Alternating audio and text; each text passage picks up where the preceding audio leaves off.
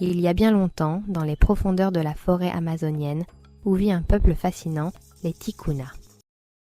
Ce peuple indigène, d'environ 40 000 membres, est parsemé dans une région où les rivières serpentent et où les arbres touchent presque le ciel, aux confins du Brésil, de la Colombie et du Pérou.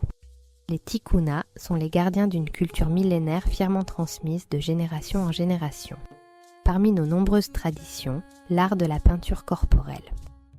Ces motifs, qu'on réalise avec des pigments naturels comme le roucou rouge ou le jus noir du génie-papo, ne sont pas de simples décorations. Ils racontent des histoires, célèbrent des passages de vie et tissent les liens d'une identité collective.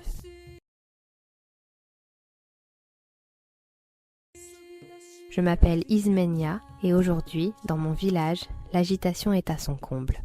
Je me prépare à célébrer un des moments les plus importants de ma vie, mon passage à l'âge adulte. Les anciens du village m'entourent, chantant des mélodies anciennes, tandis que les femmes appliquent avec soin des motifs complexes sur ma peau. Cette cérémonie est appelée Festa da Moça Nova. Quelques années sont passées et je suis devenue une jeune femme.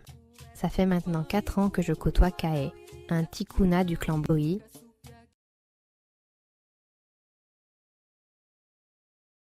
Car oui, chez les Ticuna, il existe 3 grands clans, les sans-plumes, les plumes et les beaux. Chaque clan a ses coutumes, ses symboles et ses histoires. Mais une règle est immuable. Les mariages au sein d'un même clan sont interdits.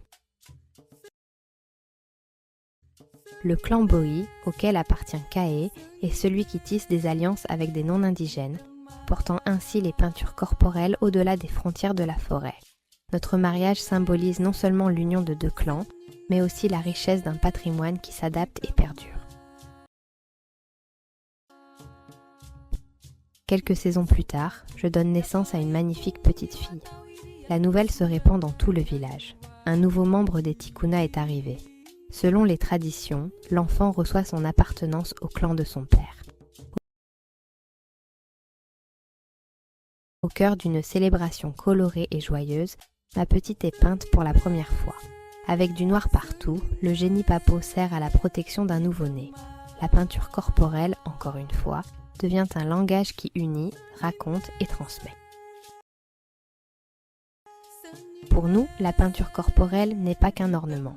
C'est une identité, un code social et une symbolique profonde. Elle marque les moments clés de la vie, renforce les liens communautaires et honore les ancêtres. Chaque motif, transmis de génération en génération, est une mémoire vivante qui traverse le temps.